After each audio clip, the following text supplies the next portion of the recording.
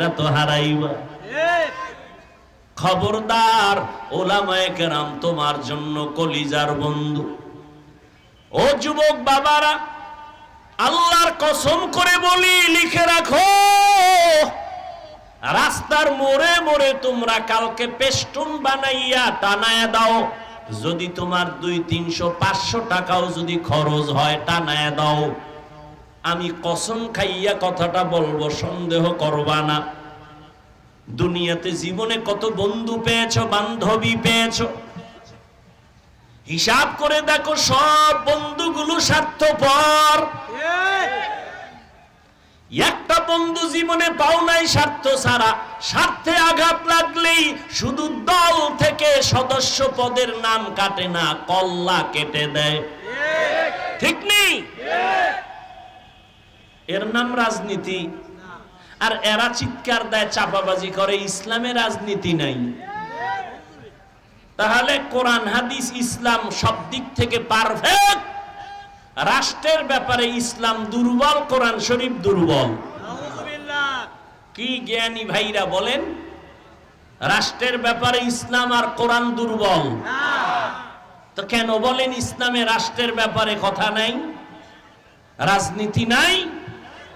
কেন বলেন?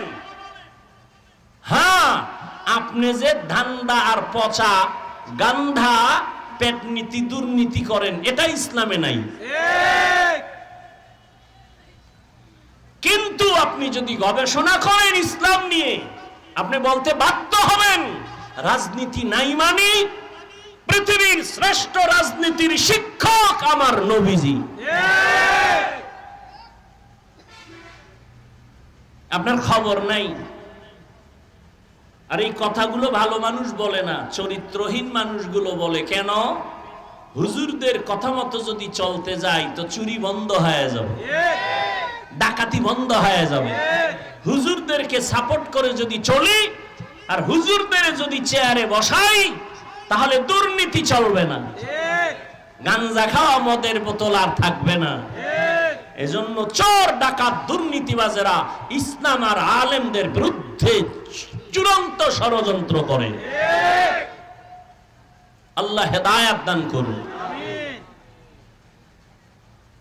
যুবকদের বলে যাই, ভালো করে লিখো,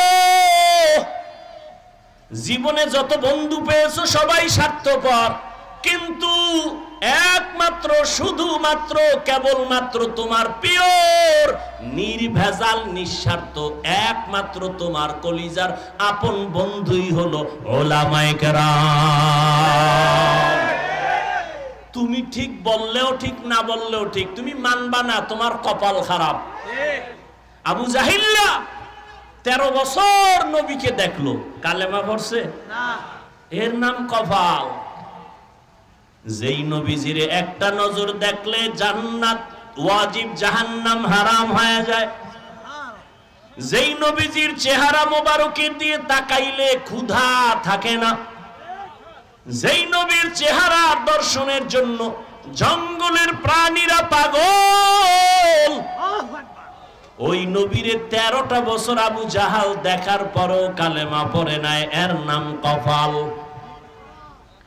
অন্যদিকে 27 বছরের বয়সের যুবক তরবারি নিয়ে রওয়ানা, মদিনাওয়ালা নবীর কল্লা কাটবে মক্কায় গিয়া।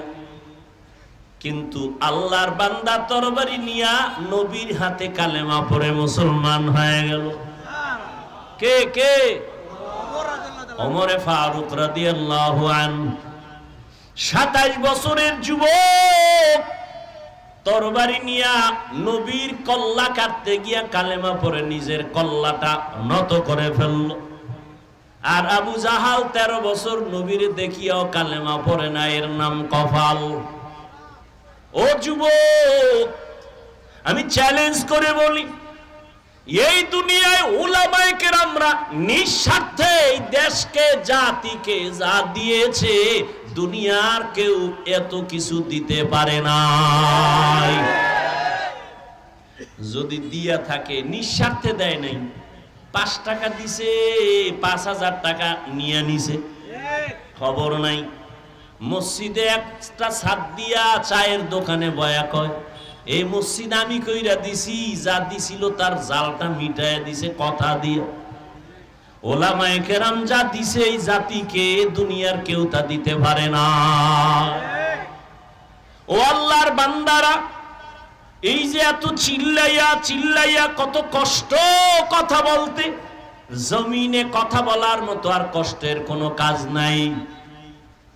এত চিল্লাইয়া কথা বলি, এত কষ্ট, টাইম মতো ঘুম নাই, খানা নাই, প্রতিদিন প্রতি রাত দৌড়ের উপরে উম্মতের পেছনে সব আলেমরা দৌড়ায়।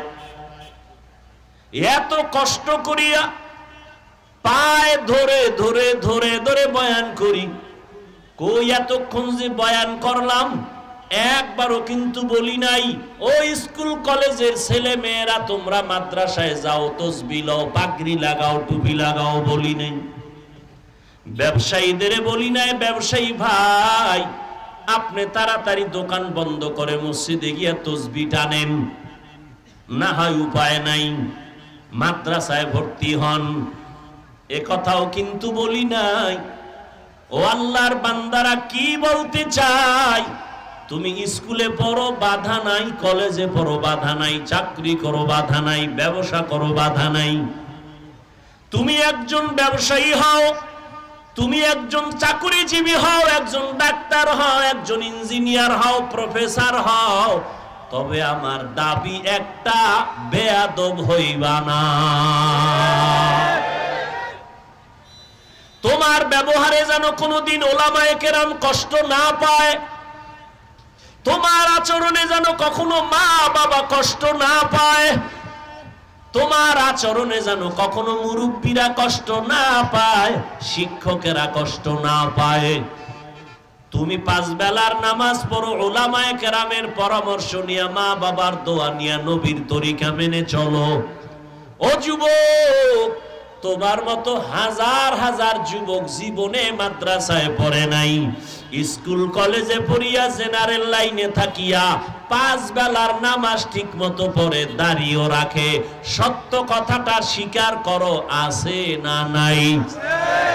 বলো বাবা, তুমি তোমাকে প্রশ্ন করো, তুমি কেন পারো না? তোমার কপাল কেন এত খারাপ? মনে হয় তোমার গুনাহের কারণে আমার আল্লাহ বেজার, তোমার অপরাধের কারণে মনে হয় মা বাবার অভিশাপ লাগছে, কোন মুরব্বীর অভিশাপ না জানি কপালে লাগাইছো, যেই কারণে রাস্তা খুঁজিয়া পাও না। এখনো সময় আছে, তওবা করে নাও, আর আল্লাহর প্রিয় বান্দা জমিনের মধ্যে তাদের বন্ধু বানাও। ইয়া আইয়ুহাল্লাযীনা আমানুত্তাকুল্লাহ ওয়া কুনু মা'আস সাদিকিন।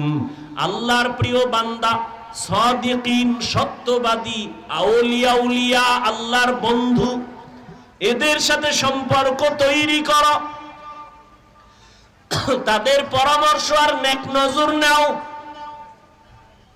কারণ যত বয়ান করি না কেন, বয়ান কাজে আসবে না তাকওয়ার পুঁজি যদি অন্তরে না থাকে। বয়ান তো আপনারাও জানেন, মিথ্যা বলা সওয়াব না গুনাহ? গালি দেওয়া পাপ না সওয়াব? পাপ জানেন। সুদ খাওয়া গুনাহ জানেন, বেপরদায় চলা গুনাহ জানেন, চুরি করা ডাকাতি করা গুনাহ তাও জানেন, জানেন না? সব জানেন, এরপরও কেন এত বয়ান আর এত বয়ান? পীর মাশায়েখের বয়ান, তাবলীগ ওয়ালাদের বয়ান, জুমার দিন খতিব সাহেবদের বয়ান, আমাদের ওলামায়ে কেরামের বয়ান, এরপরও কেন আপনার দাড়ি রাখতে চান না, নামাজ পড়তে চান না? আমি মুসলমান, আপনিও কিন্তু মুসলমান। এখানে হিন্দু পরিচয়ে কেউ বসেন নাই, খ্রিস্ট ধর্মের পরিচয়ে কেউ বসেন নাই, সবাই আপনারা মুসলমান। আপনাদের আল্লাহ আমার আল্লাহ দুই না এক? সবাই অন্তর থেকে স্বীকার করেননি? আপনার আমার নবী, আপনার আমার কোরআন, কাবা, আপনাদের ধর্ম আমার ধর্ম, আপনাদের কালেমা আমার কালেমা। ও আল্লাহর বান্দারা, চিন্তা মন্দ যাচাই করার জ্ঞান আল্লাহ দেন নাই, মানুষের দান করছেন, একটু জ্ঞান খাটাও। তুমিও মুসলমান, আমিও মুসলমান রে যুবক। তোমার আমার আল্লাহ এক, নবী এক, কোরআন এক, কাবা এক, ধর্ম এক, কালেমা এক। এরপরেও বাবা দুনিয়াতে আসছি সবাই এক। যেদিন বিদায় হব কাফনের সংখ্যা হবে এক। আমাকেও 3টা কাফন দিবে, আপনাকেও 3টা কাফন দিবে, মা বোনদের 5টা কাফন দিবে, কালার হবে আলাদা। কি হুজুরদের কাফনের কালার একরকম, যারা হুজুর না তাদের কাফনের কালার হবে আর এক রকম। কে হুজুর, কে হুজুর না, কে ইমাম, কে মুক্তাদি, কে ডাক্তার, কে রুগী, কে ধনী, কে গরিব, সবার বেলায় কাফনের সংখ্যা এক, কালারও এক। কাফনের উপরে লেখা থাকবে বড় হুজুরের লাশ। কে গোলাম, কে মালিক, কে ইমাম, কে মুক্তাদি, কে শিক্ষক, কে ছাত্র। আজকে আমি বক্তা হইয়া কত ভাব, আপনি টাকার কত ভাব। কাফনে যেদিন ঢুকবেন ওই দিন সব বাহাদুরি শেষ হয়ে যাবে। কবরের সাইজও হবে এক। শুধু বগুড়া জেলার মানুষের কবর 2 হাত লম্বা হবে। কবরে রাখার পরে প্রশ্ন হবে 3টা, তাও এক।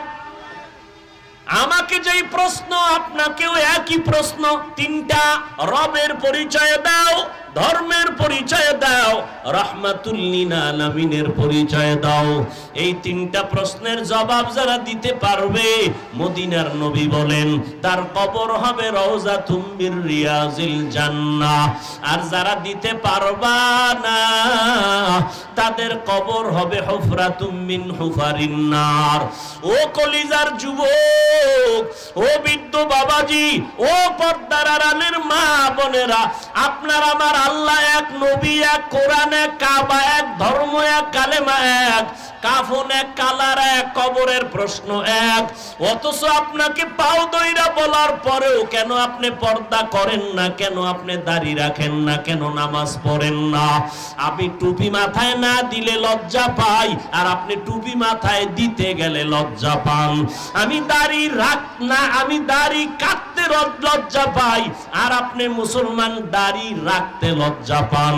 আমি মুসলমান মসজিদে না ঢুকলে লজ্জা লাগে, আর আপনি মুসলমান মসজিদে ঢুকতে গেলে লজ্জা লাগে। আমি মুসলমান পর্দা না করলে লজ্জা লাগে, আর আপনি মুসলমান পর্দা করতে গেলে লজ্জা লাগে। বিষয়টা বুঝি না, আসলে কি আমরা ভুলে আছি নাকি আপনারা ভুলে আছেন বুঝেই পারি না রে বাবা। না হয় এত বয়ান, এরপরেও কেন আপনি টুপি পরেন না, দাড়ি রাখেন না, মা বাবাকে সম্মান করেন না, পর্দা করেন না? কেন নামাজে মসজিদে পাওয়া যায় না? ও যুবক, আমিও তো তোমার মতো যুবক। প্যান্ট শার্ট টাই লাগায় যদি দাড়ি কামায়া রাস্তায় ঘুরতাম, কেউ আমারে বাধা দিত না। এই টুপির কারণে মাথাটা গরম, কম বুঝি না। এই দাড়ির কারণে যৌবনের ভাব চলে যায়, তাও বুঝি। লম্বা জামার কারণে শরীরটা গরম লাগে, তাও বুঝি। আবার এই টুপি দাড়ি দেইখা কত মানুষ আমাদের গালাগালি করে, কত বাজে কথা বলে। এরপরও কেন টুপি ফালাই না, দাড়ি ফালাই না, নামাজ সারি না? ও যুবক, এর একটাই মাত্র কারণ, আমার মাওলার কোরআন পড়লাম, নবীর হাদিস পড়ে দেখলাম, একটা কথাও মিথ্যা নাই। ও যুবক বাবার একটু জবাব দাও, আমার আল্লাহর কোরআন সত্য না মিথ্যা? কত পার্সেন্ট সত্য? যুবক বাবারা বলো, তোমার বিবেক যদি বলে কোরআন সত্য, জবাব দাও, ওই কোরআনে জান্নাতের বয়ান আসেনি? ওই কোরআনে জাহান্নামের বয়ান আসেনি? জান্নাতে কে যাবে, জাহান্নামে কে যাবে, আমার আল্লাহ তাও বলেছেন, ইন্নাল আবরারা লাফি নাঈম ওয়া ইন্নাল ফুজ্জারা লাফি জাহিম। নেক আমল যারা করবে তারা জান্নাতের পথিক, যারা গুনাহ করবে তারা জাহান্নামের পথিক।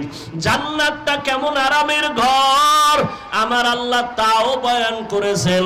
জান্নাতিন তাজরি মিন তাহতিহাল আনহার, কেমন সুন্দর জান্নাত। মা তাশতাহি আনফুসুকুম, যা চাইবা তাই পাইবা। যেই জান্নাতে কোনো কালো মানুষ থাকবে না, যেই জান্নাতে কোনো বুড়া বুড়ি থাকবে না, সব থাকবে সুন্দর আর সুন্দরী আর যুবক আর যুবতী। জান্নাতে কোনো বাথরুম নাই, জান্নাতে কোনো দুর্গন্ধ নাই, জান্নাতে কোনো অশান্তি নাই। পাবে কারা? যারা নেক আমল নিয়ে যাবে। আর যারা গুনাহগার এদের জন্য জাহান্নাম, কেমন ভয়ঙ্কর জাহান্নাম আল্লাহ তাও বয়ান করেছেন কোরআন শরীফের ভেতরে। আল্লাতী তাত্তালিউ আলাল আফইদা, জাহান্নামের আগুন এত মারাত্মক, সূর্য দুনিয়ার জমিন থেকে বিজ্ঞানীরা বলে 9,30,00,000 মাইল উপরে। ওই সূর্যটা দিনে ছিল, রাতে নাই, কিন্তু এখনো এত গরম। কিয়ামতের দিন সূর্যটা নিচে নেমে আসবে, গরমের কারণে সূর্যের তাপে মাটির জমিন তামা হয়ে যাবে। আম্মা জান আয়েশা রাদিয়াল্লাহু তাআলা আনহা বলতেছেন, আমি একদিন তাকাইয়া দেখি আমার হুজরায় বসে রহমতের নবী গুনগুন করে কান্না করতেছেন। আমি প্রশ্ন করলাম, ইয়া রাসূলুল্লাহ, আমি আয়েশা কি কোনো বেয়াদবি করেছি? আপনি কেন কাঁদেন? নবী বলেন, আয়েশা, না, কোনো বেয়াদবি হয় না, কাঁদি হাসরের মাঠে আমার উম্মতের কেমন হালাত হবে সেই ভয়ে কান্না করি। আম্মা জান আয়েশা রাদিয়াল্লাহু আনহা বলেন, কেমন ভয়ঙ্কর হবে? নবী বলেন, আয়েশা, হাসরের ময়দানটা হবে বড় মারাত্মক ভয়ঙ্কর। এক তো সূর্যের গরম, জমিনটা হবে তামা, অন্যদিকে জাহান্নামের আওয়াজ, অন্যদিকে আমার আল্লাহ পাক রাগান্বিত আওয়াজ দিয়া বলবেন, লিমানিল মুলকুল ইয়াউম লিল্লাহিল ওয়াহিদিল কাহ্হার। আমার আল্লাহ রাগান্বিত আওয়াজ দিয়া কুদরতি ভাবে যখন আওয়াজটা দিবেন, ও দুনিয়ার নেতা, ও টাকাওয়ালা, ও পাওয়ারওয়ালা, নিজেও নামাজ পড়ো নাই, যারা নামাজ পড়তো তাদেরও পছন্দ করো নাই, নিজেও টুপি পরো নাই, যারা টুপি পড়তো তাদেরও পছন্দ করো নাই, নিজে গায়ের জোরে নামাজ পড়ো নাই, পর্দা করো নাই, যারা গায়ের জোরে তোমরা বলছো পর্দা করনেওয়ালাকেও পছন্দ করো নাই। আজকে তুমি বাহাদুরি করছো, আসো আমার আদালতে আজ দেখাও কার কি বাহাদুরি আছে বলো। আল্লাহ পাকের আওয়াজটা, হাসরের ময়দানটা থরথর করে কেঁপে উঠবে। নবীরা পর্যন্ত কান্নায় বিভোর, উম্মতেরা ছোটাছুটি করবে, কোথায় যাব? সবাই নারী আর পুরুষ উলঙ্গ দাঁড়াবে। আম্মা জান আয়েশা বলেন, পুরুষেরা দাঁড়াবে উলঙ্গ, নারী উলঙ্গ, কি কোনো লজ্জা হবে না? নবী বলেন, লজ্জা তো দেখলে পাবে, তাকানোরই কোনো সুযোগ থাকবে না, বেকারার হয়ে যাবে। নবীদের কোনো গুনাহ নাই, সেই নবীরা পর্যন্ত কান্নায় বেকারার। উম্মতেরা আদম নবীর কাছে যাবেন সুপারিশের জন্য, আদম নবী ফিরায় দিবেন, নিজের চিন্তায় কান্না করবেন। মুসা নবী একই অবস্থা, উম্মতেরে ফিরায় দিবেন, ঈসা নবী ফিরায় দিবেন, ইব্রাহিম নবী ফিরায় দিবেন। এইভাবে ফিরায় দেওয়ার পরে উম্মতেরা সর্বশেষ রহমতের নবীরে তালাশ করবে। আম্মা জান বলেন, ইয়া রাসূলুল্লাহ, ওই কঠিন সময় উম্মতের আপনাকে কোথায় খুঁজে পাবে?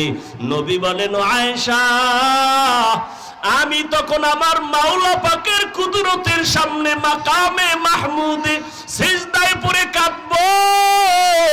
মুসা নবী কাঁদবেন, আল্লাহ আমাকে বাঁচাও। ঈসা নবী নিজের জন্য কাঁদবেন, মুসা নবী কাঁদবেন নিজের জন্য। আর আমি মুহাম্মদ একবারও বলবো না আমারে বাঁচাও আল্লাহ, আমারে বাঁচাও। আমি আমার মাওলা পাকের কুদরতের সামনে সিজদায় পড়ে কাঁদবো আর বলবো, আল্লাহ আমার উম্মতের বাঁচাও, আমার উম্মতের বাঁচাও। আমার একটা উম্মত যেন জাহান্নামে না যায়। আমার আল্লাহ বলবে, নবী আপনি কাঁদবেন না, মাথা উঁচু করেন, আপনি সুপারিশ করেন, আমি কবুল করব। আপনি যা চাইবেন তাই দিব। আপনার উম্মতগুলো ধরে ধরে জান্নাতের দিকে নিয়ে যান। আল্লাহর নবী বলেন, আমি তখন খুশিতে আমার উম্মতগুলো ধরে ধরে জান্নাতের দিকে নিব। আম্মা জান আয়েশা রাদিয়াল্লাহু আনহা বলেন, কোটি কোটি কোটি মানুষ হাসরের ময়দানে মুসা নবীর উম্মত, ঈসা নবীর উম্মত, ইব্রাহিম নবীর উম্মত, আপনার উম্মত আপনি কেমনে চিনবেন? মায়ার নবী বলেন, ও আয়েশা, আমার উম্মত যারা দুনিয়াতে ওযু বানাইয়া 5 বেলার নামাজ আদায় করত, কিয়ামতের ময়দানে ওযুর জায়গাগুলো নূরের আলোতে ঝলমল করতে থাকবে। আমি নবী দেখে ধরে ধরে কাউসারের পানি পান করানোর জন্য লাইনে দাঁড় করাবো। আমি নবী নিজ হাতে পেয়ালা ভরে ভরে আমার আদরের উম্মতের নিব, কাউসারের পানি পান করাবো। এত মজার, কাউসারের পানি পান করবে লাইনে দাঁড়ায় দাঁড়ায় আমার উম্মতেরা। উম্মতের লাইন অনেক বড়, মাঝখানে পর্দা পড়ে গেল। ও ফেরেশতা, পর্দা ফালাইলা কেন? উম্মত শেষ। কয় না, আরো আছে। তবে পর্দা দিলা কেন? ফেরেশতারা বলবে, এরা আপনার আসল উম্মত না। আপনি দুনিয়া থেকে যাওয়ার পর আপনার সুন্নতেরা জবাই করেছে, নামাজ পড়ে নাই, আলেমদের কথা শুনে নাই, কোরআন হাদিসের কথা শুনিয়া চলে নাই, বরং আরো বিরোধিতা করত। নবী বলেন, আমি তখন রাগান্বিত হয়ে দুঃখ পাইয়া আমি বলবো, সোহকান সোহকা, ভেগে যারে দুশ্মন। আমি আর আজকে তোমার নবী বলে পরিচয় দিতে চাই না। ও এলাকার মুসলমানেরা, ও যুবক বাবারা, আল্লাহর ভয় অন্তরে জমা করে চিন্তা করো। কিয়ামতের ময়দানে যদি নবী বলে ফেলে, ওই বলাটা কি আমার কপালে যদি এসে যায়, নবী যদি বলে তুমি আমার উম্মত না, এই কথা যদি, ও আল্লাহর বান্দারা, 2 ফোঁটা চোখের পানি ছেড়ে আমার মালিকের মনে মনে বলো, আল্লাহ জীবনে কত গুনাহ করেছি, আজকে তওবা না করে বাসায় যাব না, গুনাহ নিয়ে এই ময়দান থেকে আর উঠব না। যতদিন ধোঁকা দিয়েছি, মিথ্যা বলেছি, গীবত শিকায়াত করেছি, মা বাবার সাথে মুরব্বীদের সাথে যত অন্যায় করেছি, আজকে থেকে তওবা করলাম। আল্লাহ তোমার হুকুম মতে নামাজ আদায় করব, ওলামায়ে কেরামের পরামর্শ নিয়ে নবীর তরিকা মেনে চলব। তওবা করার মতো যদি কারো অন্তর তৈরি হয়, মুনাফিকি না থাকে, খাঁটি তওবার নিয়ত যাদের আছে, 2টো হাত আমার আল্লাহকে দেখাইয়া দাও। আয় আল্লাহ, সবার হাত আপনি কবুল করে নেন, তওবা কবুল করে নেন। আয় আল্লাহ, আমাদের হাতগুলো ফিরাইয়া দিয়েন না। আমরা গুনার কথা স্মরণ করে হাত তুলেছি রে মালিক।